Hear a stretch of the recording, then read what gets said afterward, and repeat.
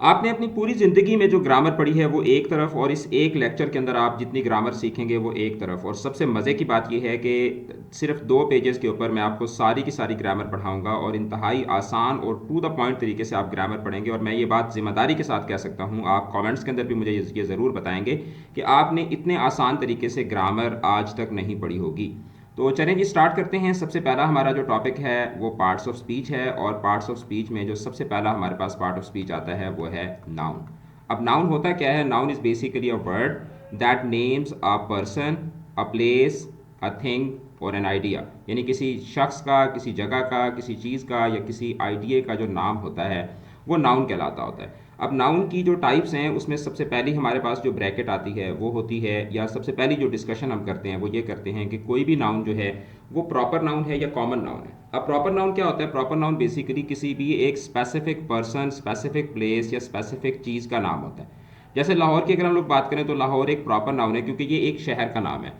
Ali proper noun है, Fatima proper noun है। इसी तरीके से पाकिस्तान एक प्रॉपर नाउन है, इंग्लिश कीज अकेडमी एक प्रॉपर नाउन है, नईम एक प्रॉपर नाउन है।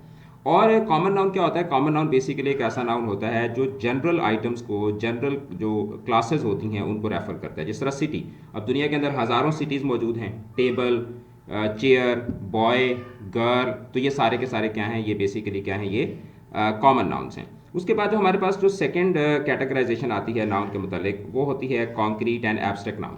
अब कॉन्क्रीट नाउन क्या होता है? कॉन्क्रीट नाउन एक ऐसा नाउन होता है या एक ऐसी चीज़ का नाम होता है जिसको हम अपनी 5 सेंसेस से परसीव कर सकते हैं, जिसको हम अपनी 5 सेंसेस से उसको अंडरस्टैंड कर सकते हैं। यानी उसको देख सकते हैं, उसको छू सकते हैं, उसको महसूस कर सकते हैं। उसकी कोई ना कोई शक्ल होती है, उसकी कोई ना कोई शेप होती है। जैसे आई सी द ओशन, अब ओशन जो है वो हमें अपनी आंखों से नज़र आता है। आप अपने आसपास देखें तो आपको जितनी भी चीज़ें नज़र आती हैं जिनको आप किसी भी तरीके से महसूस कर सकते हैं, वो तमाम की तमाम चीज़ें क्या होती हैं? वो कॉन्क्रीट होती हैं, और उनका जो नाम है वो क्या कहलाता है? वो कॉन्क्रीट नाउन कहलाता है। कॉन्क्रीट नाउन के ऑपोजिट होता है एब्स्ट्रैक्ट नाउन। एब्स्ट्रैक्ट नाउन जो है ये बेसिकली क्या करता है? ये किसी आइडिया को या किसी क्वालिटी को रिप्रेजेंट करता है। यानी ये उन चीज़ों का नाम होता है जो हमें उस तरीके से नज़र नहीं आती, जिनको हम देख नहीं सकते। हम सिर्फ उनको अंडरस्टैंड कर सकते हैं, हम अपने जहन से उनको समझ तो सकते हैं लेकिन हम उनको देख नहीं सकते। जिस तरह ऑनेस्टी है, इसी तरीके से ब्रेवरी है, इसी तरीके से कॉवर्डिस है, लव है, काइंडनेस है। अच्छा, इसी तरीके से मनी है, ठीक है, मनी, वेल्थ। अब आप कहेंगे कि सर मनी तो हमें नज़र आती है। देखो मनी जो है ना, मनी, जब हम कहते हैं money can not buy happiness, तो मनी किसी उस तरीके से ऐसी चीज़ का नाम नहीं है जो हमें नज़र आए। हाँ, इसको हम लोग अपनी सहूलत के लिए फिर डिफरेंट करेंसीज की सूरत में हम इसको अंडरस्टैंड करते हैं, लेकिन मनी कोई ऐसी चीज़ नहीं होती जिसको हम उस तरीके से अपनी आंखों से देख सकें। मनी, वेल्थ, ये सब भी क्या है? एब्स्ट्रैक्ट नाउन्स हैं। उसके बाद जो हमारे पास नेक्स्ट कैटेगरी आती है ये आती है काउंटेबल और अनकाउंटेबल नाउन्स की। तो वेरी सिंपल, काउंटेबल नाउन्स वो नाउन्स होते हैं जिनको हम काउंट कर सकते हैं। जैसे I have 3 books, I have 4 books, I need few books, ठीक है, I have I have 20 books वगैरह वगैरह। तो जी वो तमाम के तमाम नाउन्स जिनकी हम गिनती कर सकते हैं वो काउंटेबल नाउन्स कहलाते हैं। और काउंटेबल नाउन्स जो होते हैं इनको फिर हम सिंगुलर प्लूरल भी इनका बना सकते होते हैं। अनकाउंटेबल नाउन्स उन चीज़ों का नाम होता है जिसको हम उस तरीके से काउंट नहीं कर सकते। मेजर कर सकते हैं, उनकी पैमाइश की जा सकती है, उनको तोला नापा जा सकता है, लेकिन उनको गिना नहीं जा सकता। जिस तरह वाटर है, इसी तरीके से सैंड है, इसी तरीके से शुगर है, ठीक है, इसी तरीके से मिल्क है। तो इनको हम गिन नहीं सकते। वी कांट से कि आई need 2 waters, I need 3 waters. हाँ, लेकिन ये कि हम इसकी पैमाइश कर सकते हैं। जैसे 2 लीटर्स, जब आप 2 लीटर्स ऑफ मिल्क कहते हैं तो अब उसमें आप पैमाइश किसकी कर रहे होते हैं? लीटर की कर रहे होते हैं, मिल्क की नहीं कर रहे होते। 2 लीटर, 3 लीटर, 4 लीटर। तो ये सब तमाम के तमाम क्या होते हैं? अनकाउंटेबल नाउन होते हैं। इसी तरीके से एक और कैटेगरी होती है कलेक्टिव नाउन। कलेक्टिव नाउन जो है it refers to a group, ठीक है, जैसे team, flock, jury, committee, audience, ठीक है।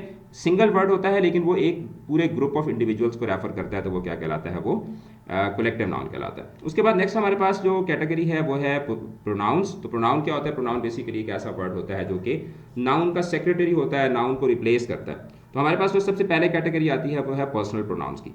अब पर्सनल प्रोनाउंस की तरफ जाने से पहले मैं आपको पर्सनल प्रोनाउंस का एक कॉन्सेप्ट बता दूं कि जो पर्सनल प्रोनाउंस होते हैं ये सेंटेंस के अंदर या तो सब्जेक्ट के तौर पर इस्तेमाल होते हैं, ठीक है, सब्जेक्ट के तौर पर इस्तेमाल होते हैं, ऑब्जेक्ट के तौर पर इस्तेमाल होते हैं, ठीक है, और इसी तरीके से ये क्या होते हैं? किस चीज़ों की पोजेशन शो करने के लिए जो है वो इस्तेमाल होते हैं। यानी कि आप ये कह सकते हैं कि इनके 3 केसेस होते हैं, सब्जेक्टिव केस, ऑब्जेक्टिव केस और पोजेसिव केस। तो अब इसमें I, you, he, she, it, we, they, ये हमारे पास क्या है, these are the basic personal pronouns. अब ये जो यहाँ पे आपको केसेस लिखे हुए नजर आ रहे हैं ना, ये बेसिकली ये उस सूरत में है जब ये सब्जेक्ट के तौर पर यूज होते हैं, यानी कि ये इनका सब्जेक्टिव केस है। आई का जो ऑब्जेक्टिव केस है वो क्या है, मी है। यू का जो ऑब्जेक्टिव केस है वो भी यू ही है, ठीक है। ही का जो ऑब्जेक्टिव केस है वो हिम है, ठीक है। शी का जो ऑब्जेक्टिव केस है वो हर है, ठीक है। वी का जो ऑब्जेक्टिव केस है वो अस है, और दे का जो ऑब्जेक्टिव केस है वो क्या है, दैम है, ठीक है। और इसी तरीके से पोजेशन के लिए भी हम इनको यूज़ करते हैं, जैसे हिज बुक, हर बुक, ठीक है, योर बुक, आवर बुक। तो अब लेकिन वो उसमें हिज, हर वगैरह जो होते हैं वो फिर क्या बन जाते हैं, वो एडजेक्टिव बन जाते हैं, वो आगे चल के मैं आपको समझाऊंगा। अब पोजेसिव प्रोनाउंस जो हैं इनको सेपरेटली इसलिए लिखा गया है क्योंकि ये एक सेपरेट कैटेगरी के तौर पर इस्तेमाल होते हैं। Mine, yours, his, hers, ours, theirs, तो ये सारे के सारे क्या हैं, ये पोजेसिव प्रोनाउंस हैं। जैसे this book is mine, this book is yours, this book is theirs, this book is ours, तो ये सारे के सारे क्या हैं, ये पोजेसिव प्रोनाउन है। उसके बाद नेक्स्ट हमारे पास है डिमॉन्स्ट्रेटिव प्रोनाउन। डिमॉन्स्ट्रेट का मतलब होता है इशारा करना, तो वो तमाम के तमाम प्रोनाउंस जो इशारा करने के लिए, किसी चीज़ की तरफ पॉइंट आउट करने के लिए इस्तेमाल किया जाता है, तो ये क्या कहलाते हैं, ये डिमॉन्स्ट्रेटिव प्रोनाउंस कहलाते हैं। इसमें this, that, these and those, ये हमारे पास 4 डिमॉन्स्ट्रेटिव प्रोनाउंस हैं। दिस जो है वो सिंगुलर के लिए यूज़ होता है जब करीब हो, दैट सिंगुलर के लिए यूज़ होता है जब दूर हो, दीज प्लूरल के लिए यूज़ होता है जब करीब हो, और दोज प्लूरल के लिए यूज़ होता है जब वो जो है वो क्या होते हैं, दूर होते हैं। उसके बाद then we have reflexive pronouns and emphatic pronounce.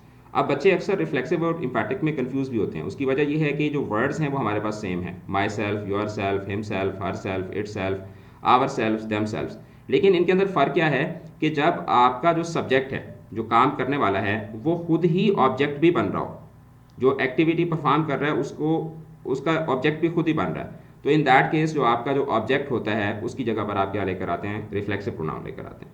लेकिन जब इन्हीं वर्ड्स को आप एम्फेसिस के लिए इस्तेमाल करते हैं, ठीक है, यानी ऑब्जेक्ट कोई और होता है, ठीक है, आप सिर्फ इन वर्ड्स को एम्फेसाइज करने के लिए इस्तेमाल करते हैं, तो in that case they are called the emphatic pronounce.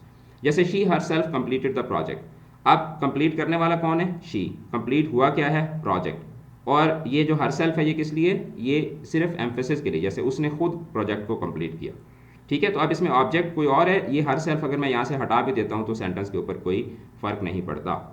उसके बाद then we have the relative pronouns. Relative pronouns क्या करते हैं, relative pronouns most of the times जो है वो जो एडजेक्टिव फ्रेजेस होती हैं, एडजेक्टिव क्लॉजेस होती हैं, उनको इनिशिएट करते हैं, और ये सेंटेंस के अंदर जो नाउन होता है उस नाउन को सेंटेंस के बाकी पार्ट के साथ कनेक्ट करते हैं। जैसे the boy who won is my friend, तो अब ये जो हु है ये बॉय को सेंटेंस के अगले पार्ट के साथ क्या कर रहा है, कनेक्ट कर रहा है। तो who, whom, whose, which, that, ये सारे के सारे क्या हैं, ये रिलेटिव प्रोनाउन है। अच्छा, उसके बाद इंडेफिनिट प्रोनाउंस। इंडेफिनिट प्रोनाउंस वो होते हैं कि जिसमें तखसीस नहीं होती, जिसमें जेंडर के मतलब एग्जैक्ट तादाद के मतलब हमें जो है वो क्लैरिफिकेशन नहीं होती। तो इसमें हमारे पास सम, एनीवन, ठीक है, नोबडी, ईच, ऑल, तो ये सारे के सारे क्या हैं, ये इंडेफिनिट प्रोनाउंस है। जैसे somebody knocked at the door, तो यहाँ पे समवन या समबडी, ये क्या है, ये इंडेफिनिट प्रोनाउन है।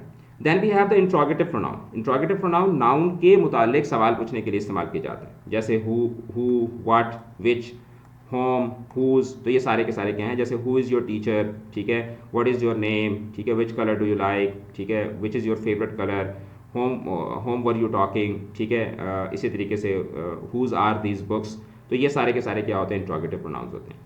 Then we have the reciprocal pronouns. Reciprocal होता है कि जब सब्जेक्ट और ऑब्जेक्ट एक काम हो रहा है, जैसे फॉर एग्जांपल मैं यहाँ पे लिखता हूँ कि अली लव्स फातिमा, और इसी तरीके से अगर सिचुएशन इस तरीके से हो कि फातिमा ऑल्सो लव्स अली, तो फिर हम क्या कर सकते हैं, इन दोनों दो अलग सेंटेंसेस लिखने की बजाय हम इसके लिए क्या कर लेते हैं, रेसिप्रोकल प्रोनाउन यूज़ कर लेते हैं, each other and one another.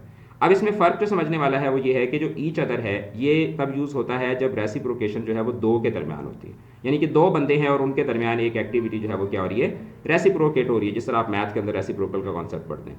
और अगर रेसिप्रोकेशन दो से ज़्यादा लोगों के दरमियान है तो उस सूरत में फिर आप क्या यूज़ करते हैं, उस सूरत में वन अनदर यूज़ करते हैं। जैसे अगर मैंने कहा लेट्स सपोज कि दे लव ईच अदर, तो दे लव ईच अदर में जो दे है ये इंडिकेट कर रहा है दो लोगों को, लेकिन अगर दो से ज़्यादा लोग हो, जैसे for example the people of this country या the people of this city या the students of English Keys Academy respect one another होगा, क्योंकि स्टूडेंट्स ज़्यादा हैं, दो से ज़्यादा हैं माशाल्लाह से लाखों की तादाद में, तो उस सूरत में फिर हम लोग क्या यूज़ करेंगे, ईच अदर की बजाय हम लोग वन अनदर यूज़ करेंगे। उसके बाद एडजेक्टिव्स की तरफ हम लोग मूव करते हैं। तो एडजेक्टिव्स में कुछ कॉन्सेप्ट ऐसे हैं जो प्रोनाउन वाले ही रिपीट होते हैं। अब उसका जो कॉन्सेप्ट होगा वो फिर मैं आपको आगे चल के क्लियर करवाऊंगा। सबसे पहले हमारे पास जो एडजेक्टिव है वो है डिस्क्रिप्टिव एडजेक्टिव, और जो डिस्क्रिप्टिव एडजेक्टिव्स होते हैं इनको एडजेक्टिव्स ऑफ ओपिनियन भी कहा जाता है।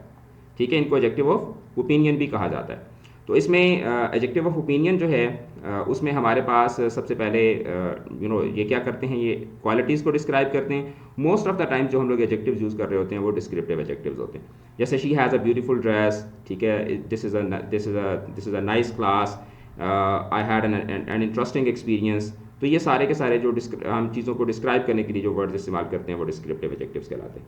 फिर होते हैं क्वांटिटेटिव एडजेक्टिव्स। क्वांटिटेटिव एडजेक्टिव जो होते हैं क्वांटिटी को शो करते हैं। जैसे आई हैव सम मनी, ठीक है, I have a lot, he respects me a lot, ठीक है, या नहीं, he respects me a lot जो है उसमें a lot adverb of frequency बन जाएगा, एडवर्ब ऑफ डिग्री बन जाएगा। आई हैव सम मनी, ठीक है, आई हैव फ्यू मिनट्स, ठीक है, इसी तरीके से ही एट ऑल कुकीज़। तो ऑल, सम, फ्यू, ये सारे के सारे क्या होते हैं, जब ये नाउन के साथ लगकर आते हैं तो फिर ये क्या कहलाते हैं, क्वांटिटेटिव एडजेक्टिव्स कहलाते हैं। फिर इसी तरीके से क्वांटिटेटिव एडजेक्टिव के अंदर एक कॉन्सेप्ट होता है न्यूमरल एडजेक्टिव्स का। न्यूमरल एडजेक्टिव जो है दे एक्सप्रेस नंबर और ऑर्डर, ठीक है। जैसे शी हैज़ 5 पेन्स, तो अब इसमें 5 जो है ये क्या है, न्यूमरल एडजेक्टिव है। We live on the first floor, तो फर्स्ट जो है ये भी क्या है, ये न्यूमरल एडजेक्टिव है। अब न्यूमरल के अंदर मैं आपको एक चीज़ बता दूं कि जो 1 2 3 4 5 ये वाले जो नंबर्स होते हैं ना, इनको हम लोग बोलते हैं कार्डिनल नंबर्स। इनको क्या कहा जाता होता है, इनको कार्डिनल नंबर्स कहा जाता है। और ये जो होते हैं ना first, second, third, fourth, fifth वगैरह, इनको कहा जाता है ऑर्डिनल नंबर्स। ये क्या कहलाते हैं, ये ऑर्डिनल नंबर्स कहलाते हैं। Then we have the demonstrative adjectives. अब ऊपर आपने देखा है कि मैंने आपको डिमॉन्स्ट्रेटिव प्रोनाउन में जो वर्ड्स बताए थे वही वाले words this, that, these, those जो हैं ये क्या बन रहे हैं, यहाँ पर डिमॉन्स्ट्रेटिव एडजेक्टिव्स बन रहे हैं। अब इसमें रूल ये है कि जब दिस, दैट, दीज, दोज जो हैं ये बिल्कुल नाउन के साथ लगकर आएंगे, नाउन के साथ अटैच्ड होंगे, तो उस सूरत में फिर ये एडजेक्टिव्स कहलाएंगे। और जब अब यहाँ पे देखें this is my house, that is my house, तो ये जो दैट है, दैट के साथ नाउन नहीं लगा हुआ बल्कि ये उस नाउन की तरफ इंडिकेट कर रहा है। जबकि यहाँ पर जो दीज है ये नाउन के बिल्कुल साथ लगकर आया हुआ है। तो आपने ये यहाँ पे मैंने नीचे प्रो टिप भी लिखी हुई है कि when demonstrative, interrogative, possessive words, यहाँ पे मैंने वर्क लिख दिया, वर्ड लिखना था, word comes before noun it becomes an adjective, ठीक है। और इसी तरीके से नीचे पोजेसिव्स को देख लेना, माई, योर, हिज, हर, ठीक है, its, our, their, my car is new. तो अब देखिए ना ये जो माई है ये कार को क्या कर रहा है, डिस्क्राइब कर रहा है, कार के मुतल्लिक हमें एक्स्ट्रा इन्फॉर्मेशन दे रहा है। और एडजेक्टिव्स का यही काम होता है ना कि ये नाउन्स को या प्रोनाउंस को क्या करते हैं, डिस्क्राइब करते हैं। इसी तरीके से इंट्रोगेटिव एडजेक्टिव्स हैं, ठीक है, विच, व्हाट, हु, हुज। तो जब ये नाउन के बिल्कुल साथ लगकर आएंगे तो उस सूरत में फिर ये क्या कहलाएंगे, ये इंट्रोगेटिव एडजेक्टिव्स कहलाएंगे। Then we have proper adjectives. Proper adjectives होते हैं they are derived from the proper nouns. जैसे आई लव पाकिस्तानी फूड, तो ये जो पाकिस्तानी का वर्ड है ये फूड के लिए एक एडजेक्टिव है, लेकिन ये पाकिस्तान यानी एक प्रॉपर नाउन से ये डिराइव किया गया। तो प्रॉपर नाउन को जब आप एडजेक्टिव के तौर पर इस्तेमाल करते हैं या प्रॉपर नाउन में से आप कोई एडजेक्टिव बनाते हैं तो वो फिर क्या कहलाता है, वो प्रॉपर एडजेक्टिव कहलाता है। उसके बाद है डिस्ट्रीब्यूटिव एडजेक्टिव्स। तो डिस्ट्रीब्यूटिव एडजेक्टिव्स भी रेसिप्रोकल से मिलते जुलते होते हैं, लेकिन इसमें ये होता है कि हम बजाय इसके कि मैं ये कहूँ कि Ali can do this, Fatima can do this, Sadia can do this, Saad can do this, Abu Bakr can do this, Usman can do this, तो मैं कहता हूँ कि every one of you can do that, ठीक है, each one of you can do that। अच्छा, इसी तरीके से each, every, either, neither, तो ये सारे के सारे जो हैं ये क्या कहलाते हैं, डिस्ट्रीब्यूटिव एडजेक्टिव्स कहलाते हैं। जैसे each student got a book, her student को एक किताब मिली। अब लेट्स सपोज 40 स्टूडेंट्स हैं, तो बजाय इसके कि मैं कहूँ कि इसको भी मिली, फलाने को भी मिली, फलाने को भी मिली, मैंने क्या कह दिया, each student got a book. तो ईच के जरिए मैंने क्या किया, उस एक्शन को तमाम स्टूडेंट्स के अंदर क्या कर दिया, डिस्ट्रीब्यूट कर दिया। अब प्रो टिप मैंने आपको बता दिया कि जब डिमॉन्स्ट्रेटिव, इंट्रोगेटिव, पोजेसिव वर्ड्स होते हैं ये नाउन के बिल्कुल साथ आते हैं तो उस सूरत में ये एडजेक्टिव्स कहलाते हैं, अदर देन दैट ये क्या कहलाते हैं, ये प्रोनाउन कहलाते हैं। इसी तरीके से आपके पेपर में बाज़ दफ़ा एक सवाल पूछा जाता है ऑर्डर ऑफ एडजेक्टिव्स के मुतालिक कि आपको एक सेंटेंस के अंदर एक से ज़्यादा जो एडवर्ब्स, एडजेक्टिव्स हैं वो यूज़ किए गए होते हैं और आपसे पूछा गया होता है कि बताएं कि किस में ऑर्डर जो है वो ठीक है। तो इसको याद करने के लिए आप NQ/COMP का जो एक्रोनिम है ये आप याद कर सकते हैं और इसी ऑर्डर में ही एडजेक्टिव्स जो होते हैं उनको क्या किया जाता होता है, उनको इस्तेमाल किया जाता होता है। अब NQ/COMP जो है इसमें जो N है ये बेसिकली नंबर को, क्वांटिटी को इंडिकेट करता है, यानी सबसे पहले हम लोग जो एडजेक्टिव ऑफ क्वांटिटी होता है उसको इस्तेमाल करते हैं। फिर उसके बाद हम लोग एडजेक्टिव ऑफ क्वालिटी को इस्तेमाल करते हैं, फिर एडजेक्टिव ऑफ साइज आता है, फिर एडजेक्टिव ऑफ एज आता है, फिर उसके बाद शेप आता है, फिर उसके बाद कलर आता है, फिर उसके बाद ओरिजिन आता है, फिर मटेरियल आता है और फिर उसके बाद एडजेक्टिव ऑफ पर्पस आता है और उसके बाद फिर हम लोग जो नाउन होता है उसको लगाते होते हैं। जैसे two lovely small round old round red Chinese wooden dining tables. तो अब इसमें टू जो है ये क्या है, एडजेक्टिव ऑफ क्वांटिटी है, नंबर है। फिर उसके बाद लवली क्वालिटी है, स्मॉल उसका साइज़ है, ओल्ड उसकी एज है, राउंड उसकी शेप है, रेड उसका कलर है, चाइनीज़ यानी कहाँ से आई है ये उसका ओरिजिन है, वुडन जो है ये इसका मटेरियल है, डाइनिंग यानी कि इसका पर्पज़ है कि मतलब डाइनिंग टेबल हो सकती है, कॉन्फ्रेंस टेबल हो सकती है, ऑफिस टेबल हो सकती है, स्टडी टेबल हो सकती है, वगैरह वगैरह। So this is how we use adjectives. उसके बाद नेक्स्ट हमारा जो कॉन्सेप्ट है दैट इज़ वर्ब। अब वर्ब जो है इट शोज़ एक्शन और स्टेट ऑफ बीइंग, यानी कि किसी काम का, किसी चीज़ की जो एक्टिविटी है उसको इंडिकेट करता है, या कोई चीज़ जिस हालत में है उसको क्या करता है, इंडिकेट करता है। So first of all we have the action verbs. Action verb जो होते हैं ये एक्शन को एक्सप्रेस करते हैं, जैसा कि नाम से जाहिर है, और एक्शन वर्ब वाहिद वर्ब की टाइप है जिसकी फर्दर फॉर्म्स भी होती हैं। इसकी फर्स्ट फॉर्म ऑफ वर्ब होती है जिसको बेस भी कहा जाता है, फिर उसके बाद इसकी सेकंड फॉर्म ऑफ वर्ब होती है जिसको हम लोग पार्टिसिपल भी बोलते हैं, और इसकी फिर थर्ड फॉर्म ऑफ वर्ब होती है जिसको पास्ट पार्टिसिपल कहा जाता होता है। तो ये सिर्फ एक्शन वर्ब्स होते हैं ना, इसमें क्या होता है, इसके अंदर जो है वो जो फॉर्म ऑफ वर्ब होती हैं वो मौजूद होती हैं, और वो तमाम के तमाम वर्ब्स जिनकी सेकंड और third form of verb same होती है उनको हम लोग बोलते हैं रेगुलर, और वो तमाम फॉर्म ऑफ वर्ब जिनकी सेकंड और third form of verb different होती है उनको क्या कहा जाता होता है, उनको इरेगुलर वर्ब्स जो है वो कहा जाता है। अच्छा, ये कॉन्सेप्ट हो गया एक्शन वर्ब्स के मतलब। उसके बाद है लिंकिंग वर्ब। अब लिंकिंग वर्ब जो होते हैं ये बेसिकली क्या करते हैं, ये बी फॉर्म्स यानी कि is are am was were जो हैं, ये जब सब्जेक्ट को उसके कॉम्प्लीमेंट के साथ यानी कि सब्जेक्ट को उसकी क्वालिटी के साथ लिंक करते हैं तो ये क्या कहलाते हैं, लिंकिंग वर्ब कहलाते हैं। जैसे शी इज़ हैप्पी, अब यहाँ पर कोई काम नहीं हो रहा, सिंपल क्या है कि जो शी है जो आपका सब्जेक्ट है उसकी एक क्वालिटी है हैप्पी, और ये जो इज़ है ये क्या कर रहा है, ये सब्जेक्ट को उसके कॉम्प्लीमेंट के साथ यानी कि उसकी क्वालिटी के साथ उसको लिंक कर रहा है। तो is are am was were जो हैं जब सेंटेंस के अंदर ये एक्शन वर्ब के बगैर इस्तेमाल होते हैं, यानी आप देखिए यहाँ पर कोई हमारे पास एक्शन वर्ब नहीं है, खाली इज़ से she is happy, she was happy वगैरह वगैरह, आई हैव मनी, ठीक है, आई हैव पावर वगैरह वगैरह। तो अब इसमें has, have, is, are, am, was were ये सारे के सारे फिर क्या कहलाते हैं, ये लिंकिंग वर्ब्स कहलाते हैं। अच्छा, उसके बाद हेल्पिंग वर्ब। अब हेल्पिंग वर्ब जो है ये बेसिकली क्या होता है, यही जो is, are, am, was verb होते हैं जो बी फॉर्म्स होती हैं, जब ये मेन वर्ब के साथ लग कर आते हैं, मेन वर्ब के साथ जब लगकर आते हैं तो उस सूरत में फिर ये क्या कहलाते हैं, ये हेल्पिंग वर्ब्स कहलाते हैं। जिस तरह मिसाल के तौर पर अगर मैं यहाँ पे बोलूँ शी इज़ रनिंग, ठीक है, शी इज़ रनिंग, तो अब रनिंग क्या बन जाएगा, रनिंग तो एक मेन वर्ब होगा ना, तो रनिंग मेन वर्ब के साथ जब इज़ यूज़ होगा तो फिर उस सूरत में वो क्या कहलाएगा, उस सूरत में वो हेल्पिंग वर्ब कहलाएगा। अब इसमें प्रो टिप जो है वो यही है कि जब बी फॉर्म यानी is, are, am, was verb जो हैं जब ये मेन वर्ब के साथ इस्तेमाल होती हैं तो उस सूरत में ये हेल्पिंग वर्ब्स कहलाते हैं, और जब ये जब ये खुद मेन वर्ब के तौर पर आ जाती हैं, बी फॉर्म खुद ही मेन वर्ब बन जाती है, तो उस सूरत में फिर ये क्या कहलाते हैं, उस सूरत में ये लिंकिंग वर्ब्स कहलाते हैं। उसके बाद then we have action verb जो है उसकी फर्दर एक कैटेगरी होती है ट्रांजिटिव एंड इनट्रांजिटिव। ट्रांजिटिव से क्या मुराद है, ट्रांजिटिव से मुराद वो वर्ब है जिसको ऑब्जेक्ट की ज़रूरत होती है सेंटेंस को मुकम्मल करने के लिए, और इसकी फिर फर्दर जो है वो वैसे तो काफ़ी सारी टाइप्स हैं, जैसे मोनो ट्रांजिटिव है, डाई ट्रांजिटिव है, फिर इसी तरीके से कॉम्प्लेक्स ट्रांजिटिव भी होता है, इसी तरीके से फिर पॉली ट्रांजिटिव भी होता है। लेकिन फॉर नाउ जो बेसिक आपका एसएससी एचएसएससी लेवल तक की जो इंग्लिश होती है उसमें आपको मोनो ट्रांजिटिव और डाई ट्रांजिटिव का फ़र्क पता होना चाहिए। मोनो ट्रांजिटिव जो है, मोनो ट्रांजिटिव से मुराद एक ऐसा वर्ब है जिसको सिर्फ एक ऑब्जेक्ट की ज़रूरत हो, जैसे शी रीड्स अ बुक, तो अब इसमें अ बुक जो है ये क्या है, ये रीड्स का ऑब्जेक्ट है, डायरेक्ट ऑब्जेक्ट है। और डाई ट्रांजिटिव वो होता है कि जिसको अपना सेंटेंस मुकम्मल करने के लिए दो ऑब्जेक्ट की ज़रूरत होती है, जैसे he sent me a postcard, तो अब इसमें सेंट ऐसा वर्ब है कि जिसको मी भी इसका ऑब्जेक्ट बन रहा है और अ पोस्ट कार्ड जो है ये भी क्या बन रहा है, इसका ऑब्जेक्ट बन रहा है, ठीक है। मी जो है ये इनडायरेक्ट ऑब्जेक्ट है, ठीक है, ये मी जो है ये क्या है, ये पहला जो ऑब्जेक्ट है वो इनडायरेक्ट है, और जो अगला जो ऑब्जेक्ट है वो क्या है, वो डायरेक्ट ऑब्जेक्ट है, क्योंकि भेजा क्या गया, पोस्ट कार्ड भेजा गया, और जो इनडायरेक्ट ऑब्जेक्ट होता है ना वो सिर्फ मुनाफा हासिल कर रहा होता है, वो वहाँ से सिर्फ उसका बेनिफिशरी वर्ब का सिर्फ एक बेनिफिशरी बन रहा होता है। उसके बाद intransitive verb does not take an object, यानी कि ऐसा वर्ब जिसको ऑब्जेक्ट की ज़रूरत ही ना हो, जैसे ही स्लीप्स पीसफुली, तो अब इसमें जो पीसफुली है ये इसमें एडवर्ब है, ठीक है, लेकिन यहाँ पर हमारे पास ऑब्जेक्ट है ही नहीं और ऑब्जेक्ट की ज़रूरत ही नहीं है। Then we have the modal verbs. Modal verb जो है ये मॉडलिटी बताते हैं, यानी कि पॉसिबिलिटी, प्रोबेबिलिटी, ऑब्लिगेशन, ठीक है, रिक्वेस्ट, कमांड, नेसेसिटी वगैरह। तो अब इसमें हमारे पास will, would, shall, should, may, might, can, could, ought to, need to, have to, ये सारे के सारे जो हैं वो मॉडल वर्ब्स हैं। मॉडल वर्ब्स के हवाले से आपने एक चीज़ याद रखनी है कि मॉडल वर्ब्स होते हैं they always take first form of verb. Modal verbs के बाद हमेशा हम लोग जो है वो फर्स्ट फॉर्म ऑफ वर्ब लगाते हैं, ठीक है। उसके बाद एडवर्ब है हमारे पास। तो एडवर्ब क्या करता है, एडवर्ब सेंटेंस के अंदर एक वर्ब को, ठीक है, एडजेक्टिव को या फिर किसी दूसरे एडवर्ब को क्या करता है, ये मॉडिफाई करता है। सबसे पहले हमारे पास है adverb of manner. Adverb of manner जो है ये हमें बताता है कि how an action is done, यानी कि जो एक्शन के मतलब जो हाउ होता है ना, कि हाउ एक काम हुआ, जैसे she sings, how she sings beautifully, तो ब्यूटीफुली हाउ को आंसर कर रहा है, तो ये एडवर्ब ऑफ मैनर है।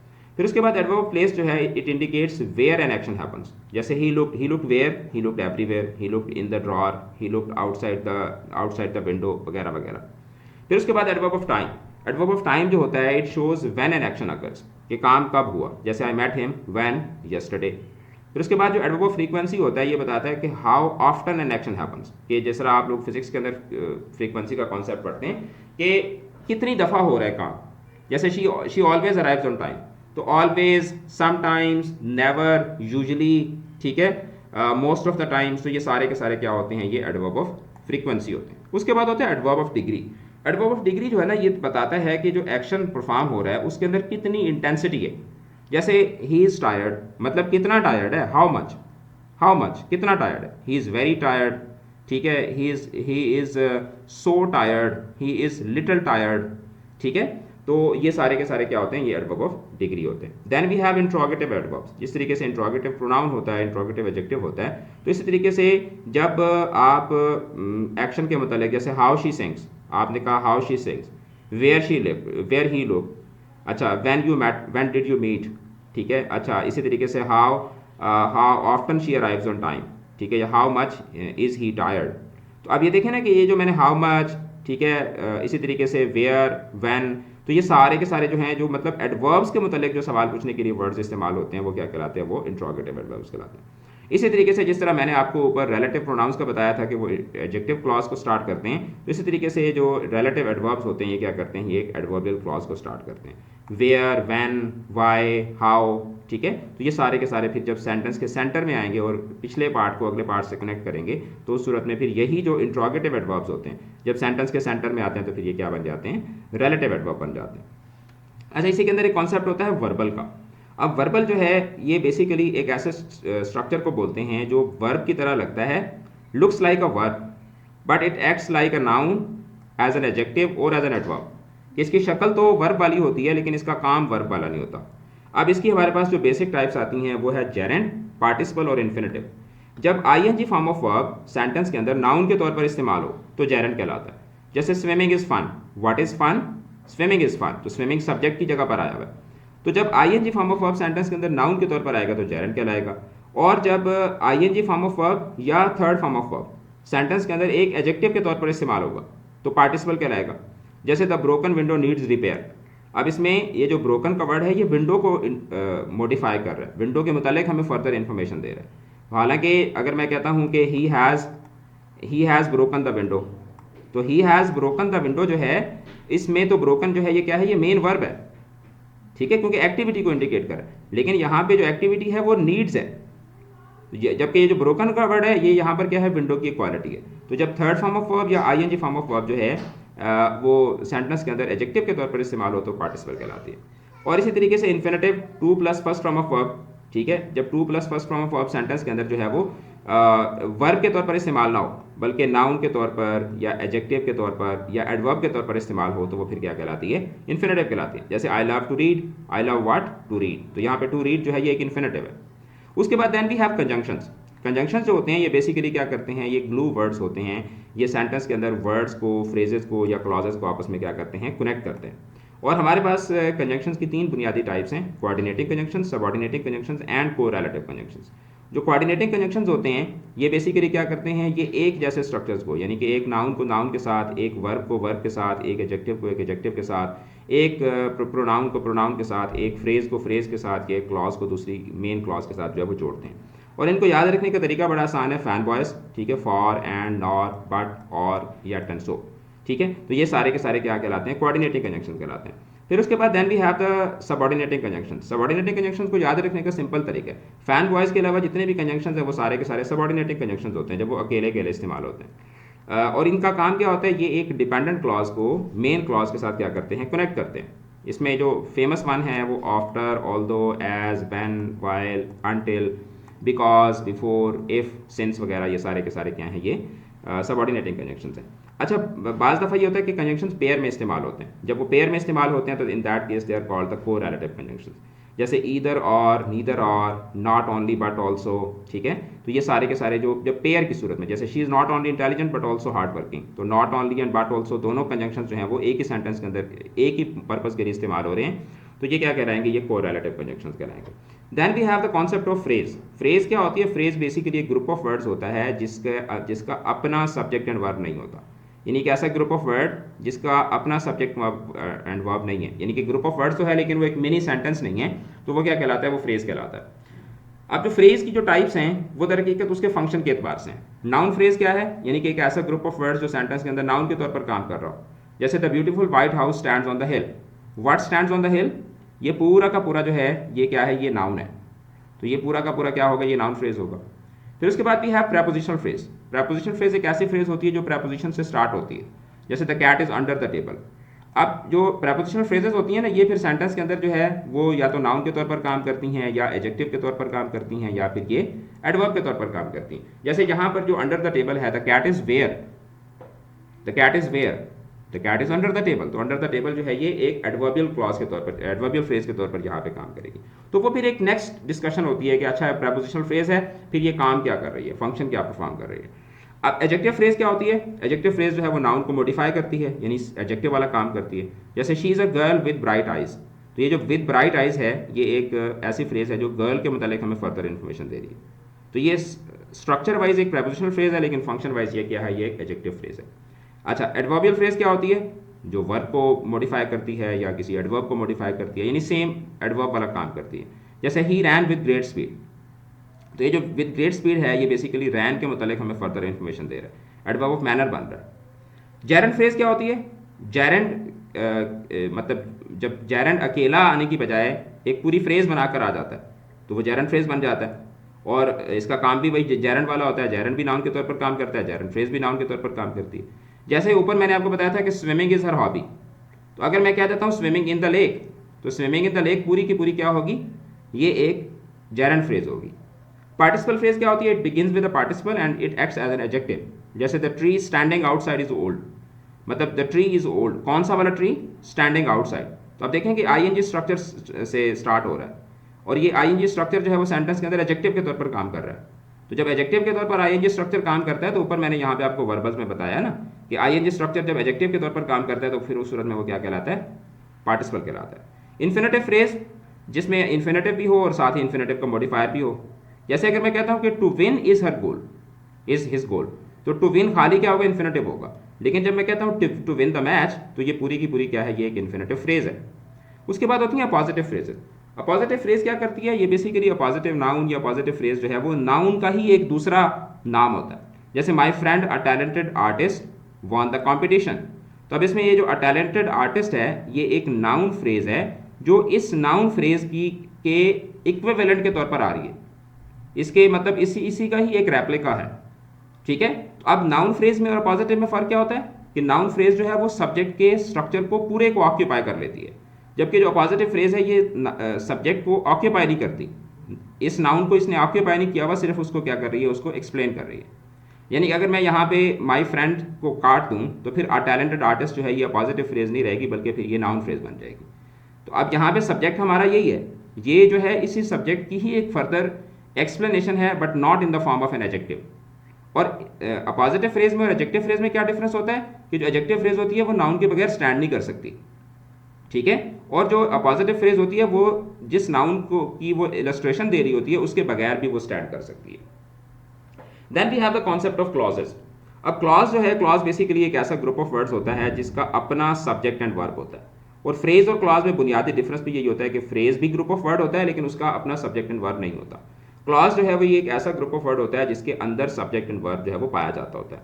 इसकी बुनियादी तौर पर हमारे पास दो टाइप्स हैं, main clause and subordinate clause.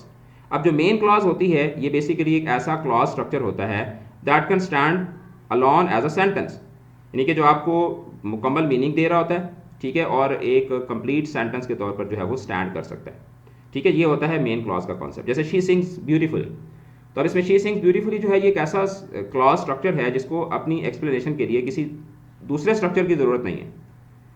और सबॉर्डिनेट क्लॉज जो है जिसको डिपेंडेंट क्लॉज भी कहा जाता है, और मेन क्लॉज को इंडिपेंडेंट भी बोलते हैं, मेन क्लॉज को प्रिंसिपल क्लॉज भी कहा जाता है। अब सबॉर्डिनेट और डिपेंडेंट क्लॉज क्या होती है? ये एक ऐसी क्लॉज होती है that can not stand alone. जब तक आप इसको किसी मेन क्लॉज के साथ कनेक्ट नहीं करते तब तक इसका मीनिंग जो है वो क्लियर नहीं होता। जैसे ऑल दो she was tired she continued working, तो अब इसमें ऑल दो शी वॉज टायर्ड जो है, मतलब मैं 1000 दफ़ा भी बोलूँ ऑल दो शी वॉज टायर्ड, अगरचे वो थकी हुई थी, अगरचे वो थकी हुई थी, तो मीनिंग कंप्लीट नहीं होता जब तक हम इसको इस मेन क्लॉज के साथ कनेक्ट नहीं करते। अच्छा, अब इसके बाद सबॉर्डिनेट क्लॉज जो है इसकी फिर फर्दर 3 टाइप्स होती हैं, ये वाली, ये सबॉर्डिनेट क्लॉज की ही 3 फर्दर टाइप्स हैं, नाउन क्लॉज, एडजेक्टिव क्लॉज और एडवर्बियल क्लॉज। नाउन क्लॉज जैसे कि नाम से जाहिर है कि जब आपके पास एक सबॉर्डिनेट क्लॉज हो जो नाउन के तौर पर फंक्शन कर रही हो तो वो नाउन क्लॉज कहलाती है। जैसे what he said was surprising, now what was surprising, what he said, तो ये पूरा का पूरा जो एक सबॉर्डिनेट क्लॉज है ये नाउन के तौर पर काम कर रहा है। मैं यहाँ पे ये भी कह सकता हूँ the joke was surprising, the movie was surprising, the lecture was surprising, ठीक है, the quiz was surprising, the paper was surprising. तो ये पूरा का पूरा क्लॉज स्ट्रक्चर जो है वो एक नाउन को रिप्लेस कर रहा है, तो ये नाउन क्लॉज है। जब एक पूरा क्लॉज स्ट्रक्चर जो है वो एक एडजेक्टिव को रिप्लेस करता है तो वो एडजेक्टिव क्लॉज कहलाता है। जैसे the book that she is reading is interesting, तो अब इसमें जो दैट शी इज रीडिंग है ये बुक के हवाले से फर्दर इन्फॉर्मेशन दे रहा है, तो ये एडजेक्टिव क्लॉज है। उसके बाद होता है एडवर्बियल क्लॉज, एक ऐसी क्लॉज जो सेंटेंस के अंदर एडवर्ब के तौर पर काम करती है। जैसे he left the party because he was tired, now why he left the party, because he was tired, तो बिकॉज ही वॉज टायर्ड जो है ये क्या है, ये एडवर्ब के तौर पर काम कर रहा है, एडवर्ब ऑफ रीजन के तौर पर जो है वो काम कर रहा है, तो ये एडवर्बियल क्लॉज कहलाएगा।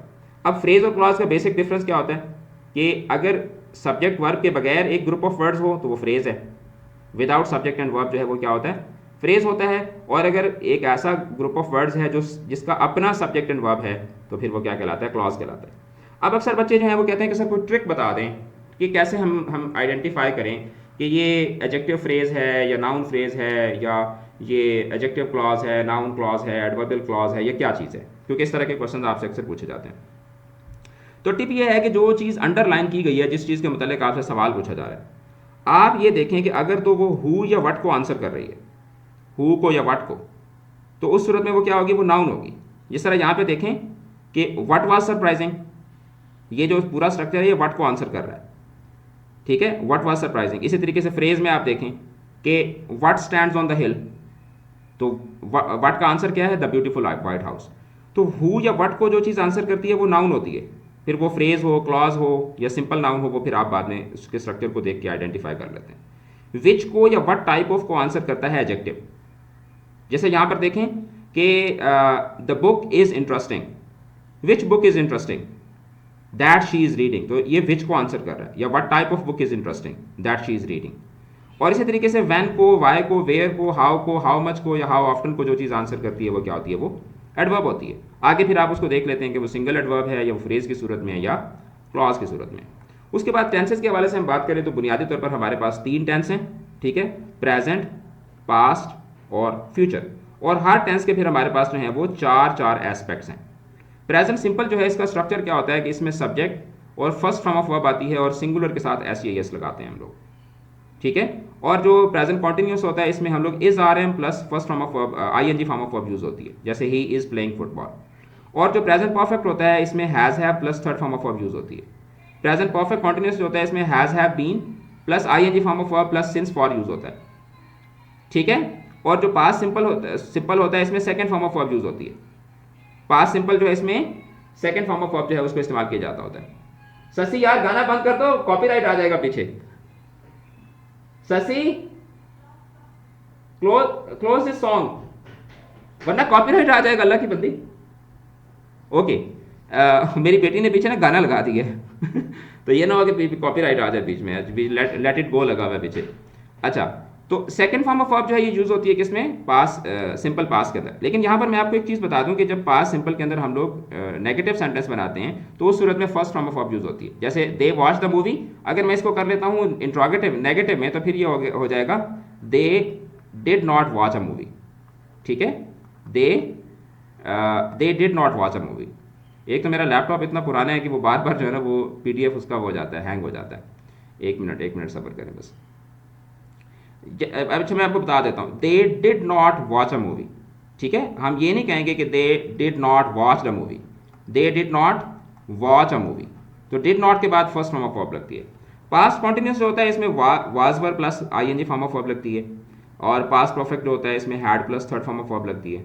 जो पास्ट परफेक्ट कॉन्टिन्यूस होता है इसमें had been plus ING form of verb लगती है। फिर उसके बाद सिंस और फॉर लगते हैं। सिंस और फॉर के मतलब मैं बताऊं कि अगर आपको इनिशियल जो टाइम है, काम के स्टार्ट होने का टाइम बताया गया हो, लेकिन टोटल ड्यूरेशन पता ना हो, तो वहाँ पे सिंस लगता है। और जब आपको टोटल ड्यूरेशन तो पता हो लेकिन ये ना पता हो कि कब शुरू हुआ कब खत्म हुआ, तो फिर वहाँ पे फॉर लगता है। जैसे यहाँ पे देखें ना, फॉर आवर्स, यहाँ पे फॉर 2 आवर्स हो सकता है, 3 आवर्स हो सकता है। तो अब इसमें देखें ये टोटल ड्यूरेशन है, लेकिन ये कब से स्टार्ट हुआ कब खत्म हुआ ये मैं नहीं पता। लेकिन यहाँ पे मॉर्निंग है या 9 o'clock है या 8 o'clock है या सिंस 1990 है, तो अब स्टार्टिंग टाइम पता है लेकिन टोटल ड्यूरेशन पता नहीं है कि कितने घंटे तक पढ़ती रही, कितने दिन तक पढ़ती रही। तो उस सूरत में क्या लगता है, सिंस लगता है। फ्यूचर की अगर हम लोग बात करें तो फ्यूचर सिंपल में हम लोग will shell plus ING form of verb लगाते हैं। फ्यूचर कॉन्टिन्यूस के अंदर हम लोग will be shall be plus ING form of verb लगाते हैं। फ्यूचर परफेक्ट के अंदर हम लोग will have plus third form of verb लगाते हैं। और फ्यूचर परफेक्ट कॉन्टिन्यूस के अंदर हम लोग will have been plus ING form of verb लगाते हैं और उसके साथ फिर सिंस और फॉर का स्ट्रक्चर आता है। ये टी से मुराद यहाँ पर टाइम है।